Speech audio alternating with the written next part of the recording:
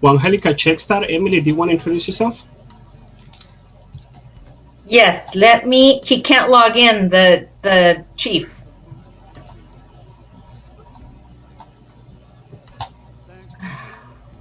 Hold on, I'm sorry. Let me try to. That's okay. Let me do some introductions while you work on that. Okay.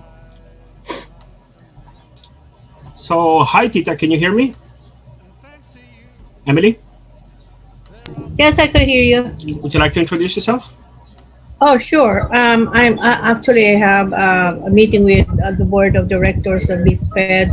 Hi, everyone. I'm Emily Roberts, President Emeritus of Asian Real Estate Association of America, and also one of the founders of the Panorama Chamber of Commerce. And I applaud everyone. Hi, Gabriel. I didn't know you. It's so nice to see you.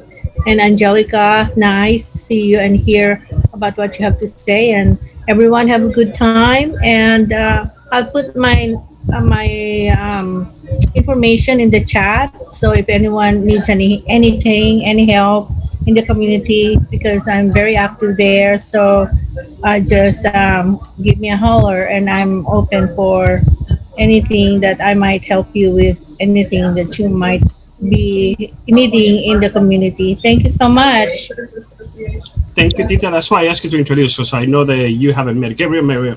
Gabriel hasn't met you. So, Gabriel, would you like to introduce yourself now? I'm sorry, guys. I'm actually multitasking. I'm on another Zoom call right now. Hold on. Let me end that one.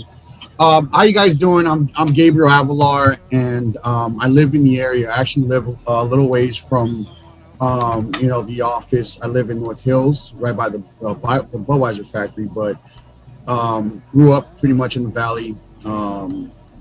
Just lived all over the valley, and I love it. And I've had a chance to travel all over the United States, different parts of the world, right, for some of the businesses that I've done. But I always love coming back, to Cali. It's a wonderful thing. I'm actually one of the new members, I guess. I just put in my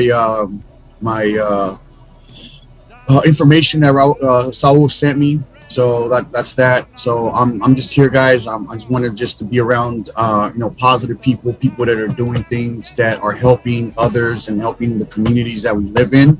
Because that's what I'm about. I'm at a point in my life right now where I just want to help people. That's really is, and it's just like, I have the expression of giver's gain, right? So that's why I'm here. I want to see how I can help, better the community.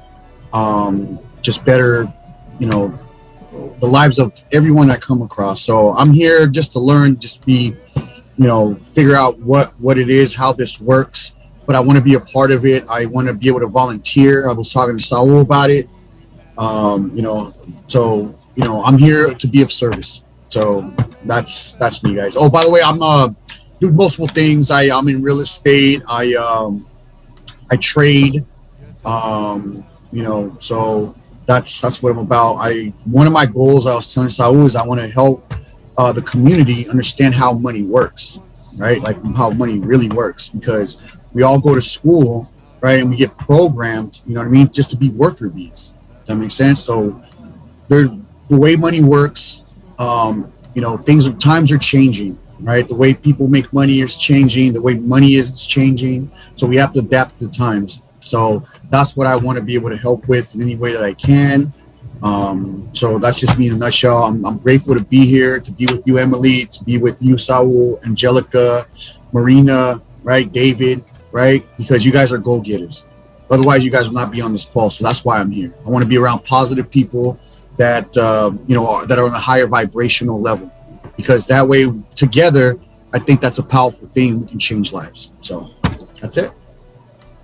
All right, Angelica, would you like to introduce David?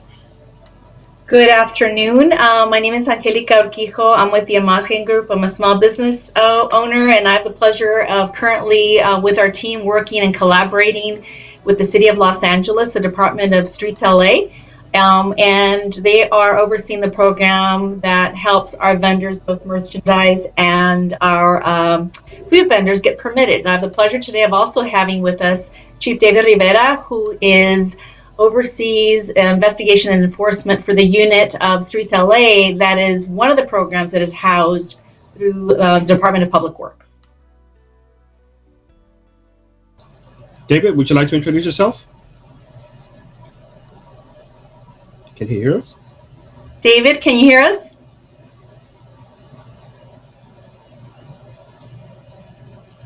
He's saying ask to unmute. Can you unmute him, please? Where is he? No, I cannot. You're in control. You're now in charge, so you gotta unmute him.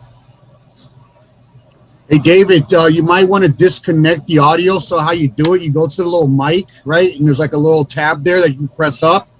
And then you can go ahead and select microphone. You'd want to select the microphone if you're using a laptop or a computer. So try that, and that should work.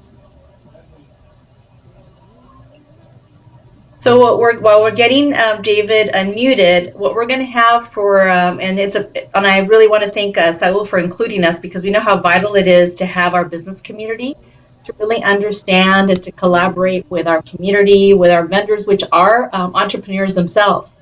And there's a lot of questions and misinformation, and our conversation today will be to help answer some of those questions that you might have, and also to walk you through part of the presentation that we actually share with our vendor community. It's about a 45-minute presentation, and through that course of that presentation, we walk them through the process of getting their permits in collaboration with 8 business or centers. The beauty of this program is that we know that when you want it, like Gabriel, you talked about thinking big, that it's scary. There's a lot of unknowns, but the city really has thought about all that in putting this program together by having the alliances of 8 business source centers. And one of them is actually located there in Panorama City. So these business source centers will have counselors to be able to work with our vendors. Also, our partners like you there at the Panorama City Chamber of Commerce and nonprofits.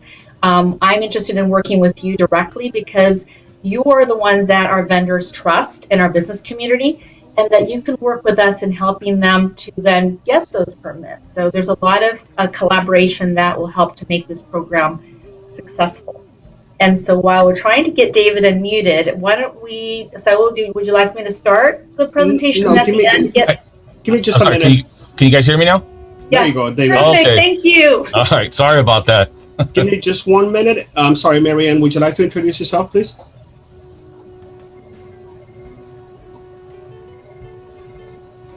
Good afternoon, everyone. My name is Marianne Jose. I'm the Executive Director with United Chambers of Commerce. We have 18 member chambers, and I'm happy to join you today. All right, Chief David, would you like to introduce yourself? Yeah, hi, good afternoon. My name is David Rivera. I'm the Assistant Chief with the Investigation Enforcement Division of StreetsLA, and I manage the street vendor and park program that the city has established, and I'm glad to be here and to meet you guys. Thank you, sir. And well, pretty much we'll let you guys take over from this point on. Perfect. So we'll start a short presentation to walk you through. Again, this is a really mini version of the 45 minutes that we provide for our vendors. The trainings are in Spanish and English, and we've been collaborating with community partners, the Mexican consulate, some of the nonprofits that again serve the needs of our vendor community.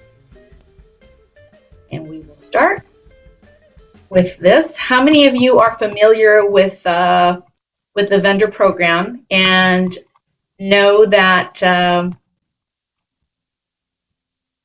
effective last year, actually, before the pandemic in January, at the state level, the governor made it a possibility and a reality for our vendors to no longer have that as a business that was frowned upon. So it became legal to be able to sell throughout the state of California, and every city was charged then with developing a program that would enable those vendors then to thrive and to succeed.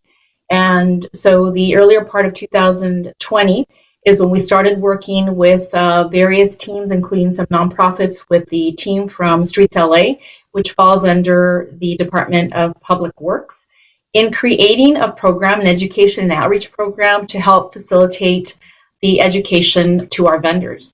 So right now we're encouraging the vendors to secure their permits by the end of June. The fees are scheduled to go up in 2020, July 1st of this year. So many people aren't aware that sidewalk vending is legal now in the city of Los Angeles. So all of the information that we're going to cover today is housed on the website that the city has developed for our vendors. It's vending.lacity.org. And so the website provides the resources in 13 languages, so that we know that we have vendors that are representing our Asian communities, our Latino communities, and then our residents that are here in the city of LA that have always been vending. So this is open to all of our communities. So the process for our vendors, how it starts is they either are going to have a social security number or an ITIN number. That's critical for you to start that process. And if our vendors do not have the ITIN, then that's where our friends, I tell them they're going to become their best friends.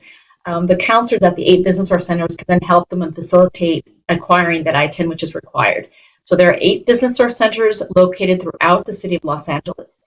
And the type of permit that you get is going to be dependent on what the vendors are actually selling. So as you can see there, the examples of somebody starting the process who's going to sell merchandise. They'll start off with acquiring the BTRC, and that is through the city of Los Angeles, the Department of Finance. Second, you also then secure a seller's permit through the state of California. So there is no cost for those 2 permits.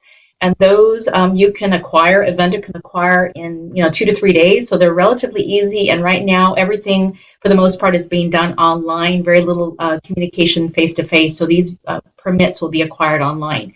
Once the vendor who's going to be selling merchandise has acquired those 2 permits, then they actually then will secure their vendor permit through the StreetsLA program, which is who we're here representing.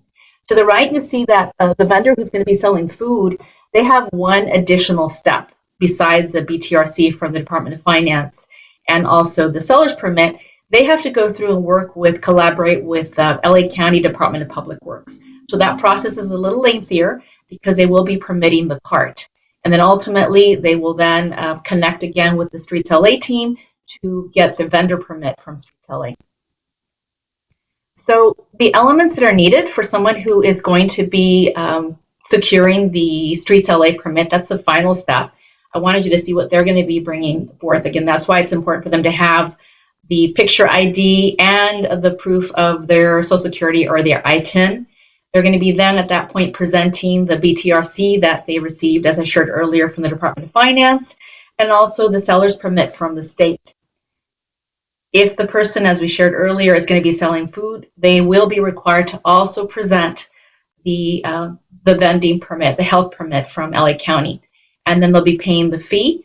For the time being, it's $291, and that'll be through the end of June, using a means of either cash, check, or money order. Right now, it's scheduled that fee to go up to $541 the 1st of July. This here is a snapshot of what we have, and we created a resource guide that's in 13 languages, and that gives people, many of us are visual, including myself, and it helps them to see the path that they're going to follow when they are going to be securing their permit. This is available for anybody to download in the 13 languages, and it's at the website that I shared earlier. We also have some copies. If you'd like to have some, Saul, there at the office, or if we know that there's some community events and community partners that we should actually provide these to, we can facilitate that. So this is just giving you an example of that resource guide, one of the elements inside the resource guide that walks the vendors through the process. So as you can see visually there, just by looking at it, the process to acquire the food permit is a little bit more extensive. There's steps in there that are involved that involve the vendor submitting plans for their cart. They just can't arbitrarily get that cart permitted. There are plans that are detailed from the county that the vendor must then turn in And at that point, they go through an inspection process. So it's a little lengthier. It could be anywhere between 3 to 4 weeks to get that permit. And the difference between the type of permit there is that the food cart permit, you're permitting the cart there versus the permits that we're talking about, the StreetsLA permits, which are permitting individuals. So that's something we want to clarify. So many times we might have a familia, right? The mom, the dad, the brother, and the sister, and they're all going to be selling those pupusas.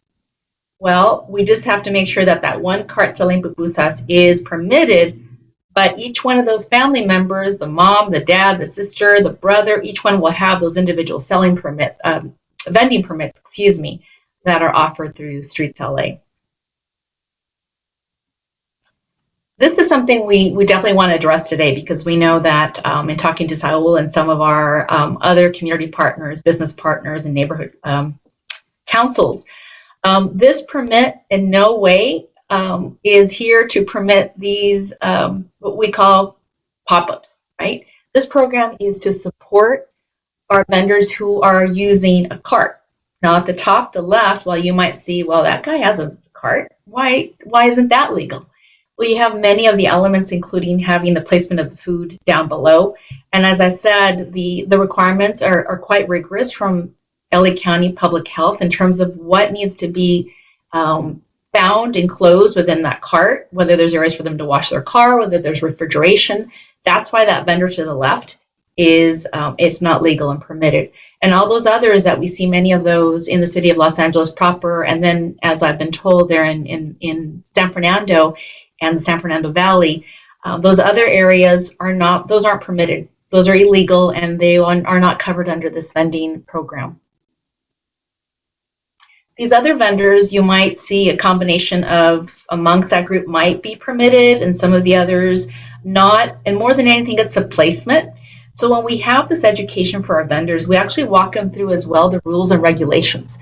So it's not just enough having that permit, but we also need to ensure that people are, if they're selling merchandise, for example, that they're positioned in places that are allowed, and that they're not in a place that's encroaching the free walkway of pedestrians and carts. So it's for everybody's safety, not only for the consumer and their customer, but the vendors themselves. So that's why we have this example here of, the placement of these vendors where they are not necessarily in a place that is allowed. This is what I refer to. We're currently working on developing another resource guide, which will be focusing on the rules and regulations, so that our vendors and our community partners, our business partners like yourself, will better understand where can our vendors be positioned, right? So that we want to make sure that those areas, access points, are clear for pedestrians, for somebody that might be in need of a wheelchair, and that you have the proper placement between our vendors, that they're not near places like a fire hydrant, a parking meter. All of those things are in the resource guides, and for the time being, they're actually available in the 13 languages on the Vending website. As I shared earlier, this program, a lot of thought went into it in terms of providing resources for our vendors. There are 8 business source centers that are part of the city of Los Angeles that provide a multitude of services for our vendors, and the services are free. So yes, while they are going to help and assist our vendors, as well as our group and many of the others that are part of this program in helping our vendors get permitted, the business source centers are also there to help these vendors look at their business and look at it as they are entrepreneurs, right? So instead of maybe having one carrito selling los taquitos or las pupusas, maybe they now can think about, how do we start scaling? And maybe I can now have 2 or 3 carritos, or maybe Saul, one of your business owners there's another opportunity. Maybe somebody there has extra cash laying around, has some capital. We know that some of our vendors, the thing that's standing in their way is that they don't have the resources to buy that cart. So perhaps one of your members of the chamber there is thinking about a new business opportunity. You could potentially then go through the process of permitting multiple carts, getting those permitted, and you then in turn can lease those carts out to vendors. And now vendors can actually go out there and sell every day and provide a living for their family, provide food for their families. And then you have another business as an entrepreneur that you've been able to establish. So our ask today, and we're very grateful that we have the opportunity to connect with you for this short bit, and then David will actually be answering some questions and talk about more about enforcement, is that we'd love to have you help us share and get this information out. Now we're doing it today through Zoom, but if you're sending out newsletters to any of your constituents, if we can share some of our social media material that we have information. Again, if you have other organizations, I know Saul has stated that he will be hosting a webinar for our vendors, but if you know of other organizations that would love to collaborate with us to host one of these webinars, we'd really appreciate that, because then we're able to get that information out into more vendors' hands. We also want to identify additional virtual events. Perhaps there's other events that we can speak 5-10 minutes and talk a little bit about our program. And as the city is starting to open slowly and we start identifying those opportunities for in-person events, we'd love to be part of those as well. If there's tabling events, I know, Saul, you've mentioned that there are locations where some of your members and volunteers have tables set up that, we'd like to be a part of that too, and work with those volunteers to get our material out into the hands of the community. And then more than anything, we want to be able to connect with vendors. And we know, as I said earlier, oftentimes vendors feel more comfortable working with organizations that they trust. While we have the business source centers, maybe initially they might be more comfortable working with you or another nonprofit or with our team. And then we could slowly introduce them into the programs offered through the business source center. This is the backside of our resource guide. As you see, as I shared there, we're there to support, and we know that's what makes Los Angeles beautiful, is that we have so many cultures and so much delicious food to enjoy. And so by using our phones, that directs you to the website that has the resource guide in the 13 languages. And we'd like you to again, look at the website as a resource. There's constant information that's changing constantly. There are past webinars that we have housed there, and all the literature that we've been talking about. We also are starting to slowly utilize our social media platforms more. We're in the process of actually creating a Facebook group and looking for other means to connect with our vendors directly. So for now, we invite you to stay connected via the Bureau of Street Services Facebook page, Instagram, and Twitter. But more than anything, I encourage you to visit the website. That will have all the information as it is updated. As I shared, we have some of our past webinars that are there, both in Spanish and in English. And as we add more to the campaign, we'll be able to add that information there for you to share. Here is my contact information. If you'd like to take it down, my phone number, email address, if there's any questions that you might have. If you have some ideas of potential partners that we can collaborate. If you'd like to work with us directly, I know I heard the word volunteer, and volunteers, through volunteering, we're able to connect with our communities, and oftentimes you're the eyes and ears in the valley. I'm in a different part of the LA County, and you might know of some things that we're not aware of and how best to connect with our community. And so now it's my pleasure to have Chief David Rivera connect with you and speak a little bit about what the department is doing, answer some questions that you might have regarding the investigation enforcement pop-ups. Any questions that you would have around the street vending program, David Rivera is your point person and the perfect person to join us today. Thank you, Angelica. Once again, my name is Chief David Rivera. I'm an assistant division manager here at StreetsLA, and I do manage the street vending program, street and parks vending program. And like she said, I'm here to answer any questions that you have. Just a little background, like Angelica said, in January of 2020, it was decriminalized for vendors. So that meaning that they can go out and set up, and as long as they follow the rules and regulations, are able to sell their products, including food. The only problem with the food is that you also have to have the Department of Public Health's permit. And I guess that's where we're running into some issues. But, the city's working with the council office and public health and everything to try to make that transition a little smoother for them. But it's just a long process. So just a little bit about what we've been doing since 2019. We've been having our investigators while they're out getting complaints regarding the street vending program, is educating the public that, you know, it's going to be, at that time was, like I said, it was 2019, that it was going to be decriminalized, and we would like everyone to get a permit so we can try to regulate it for the vendors. So we've been doing that. Our main goal is to educate the public at this point, and we're still doing it as of this year.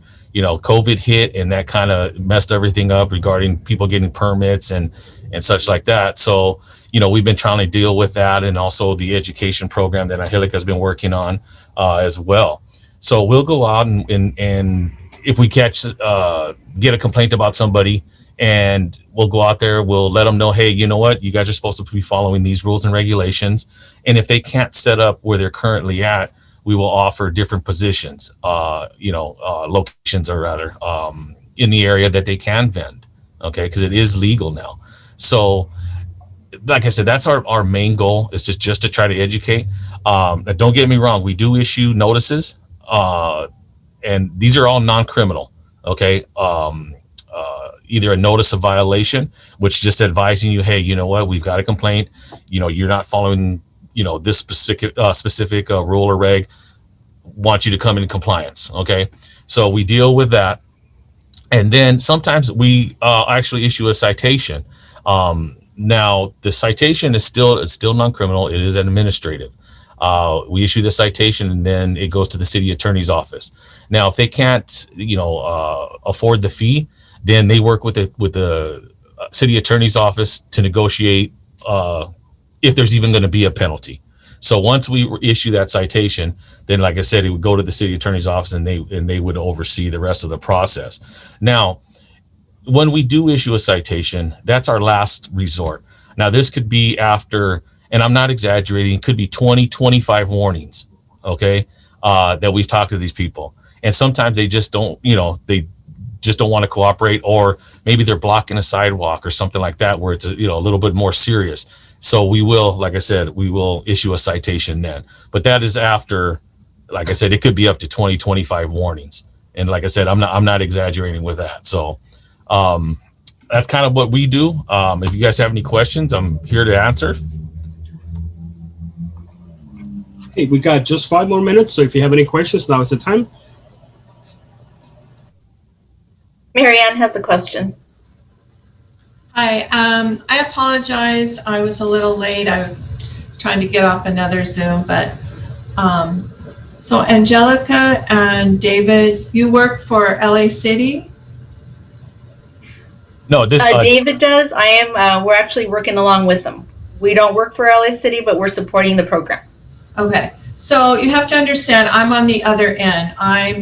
I work with the chambers, who obviously work with small businesses, and of course, small business means restaurants, fast food, and I'm not trying to say that they don't deserve to make a living, but so when you refer to the permits, we're only talking about food trucks and carts, correct? Not food trucks. Food trucks are totally separate. This is any vending, mobile vending in the public right of way. Okay, so in the east part of the San Fernando Valley, there is an influx. I mean, it's like Restaurant Row on certain parts of the city. Panorama City being one of them, Sun Valley. And these are people who are dragging out their backyards and setting up restaurants. And, right. And I'm getting the feeling that you don't mandate any of those, correct? No, those aren't set up legally. Okay. Right. And like I said, when we go out to locations, most of our responses are service related. Meaning someone will call the city 311, make a report about a vendor or whatever complaint that they have. That comes to my division. We look at it, we take a look at it, we go out and we'll go and talk to the vendor. Okay. But one thing to keep in mind, okay, since it is decriminalized, we can't force anybody to move. So I know people will call and they'll call, 10 or 15 times to make a complaint asking, why can't we do anything? our hands are tied. Okay, we will go out to do the education. Like I said, that's our main goal. Only other thing we can step up to as far as our enforcement goes would be it's an administrative citation. But other than that, we cannot force anybody to move. Okay, so my question, I guess, would be, who takes the calls for the other street vendors that are not the carts? Because I'm sure that people are reporting those type of vendors versus the cart vendors, more so, because you see so much more of it. Who gets those calls? What other type of vendors are you talking about? The ones that are dragging out their backyards and setting up restaurants. No, it still comes to us, to my division, because it is still vending on the sidewalk. Okay. Okay. So yes, we will go out and do enforcement. If there's other issues, I mean, Department of Public Health can also be notified. Okay, so I have to say that yesterday we do government affairs every month, and we bring issues such as this. And yesterday we had someone from Public Health, and they were saying that it's become very dangerous for investigators to go out on these calls, and they really need LAPD backup because some people can get very aggressive and it's just too dangerous for their inspectors. Right. So is that something that, have you run across? I mean, you guys aren't going out there with guns, okay, to protect yourself. So is that becoming increasingly more dangerous for the inspectors to try to talk to the street vendors and educate them? I mean, for my investigators, I mean, we've been dealing with this for years. Right. Okay. Now, we don't confiscate any items or anything like that, which is what public health does. Okay. Now, sometimes the vendors get a little more aggressive with them because they're actually taking their equipment or their food or something like, their merchandise. Okay. That's not us. That's LA County Health. So yes, LA County Health normally now, I guess their protocol is they won't go to a location unless they have LAPD with them. I'm sorry, I'm gonna have to cut it short. We actually have 1 minute left, so this meeting is about to close by itself. So just to let you guys know. Okay. So if you want to share your information, sir, or who do we contact before we close the meeting? You could just email me at david.rivera@lacity.org. Or the main number is 213-847-6000. All right. Well, thank you everybody for being here today. We will have another training next month with Angelica. So please join us. And if you can help us spread the word, we will appreciate it. Thank you guys. I hope you guys have a great rest of your day. Thank you. Thank you for supporting us. Thank you. Bye-bye. Okay. Bye-bye.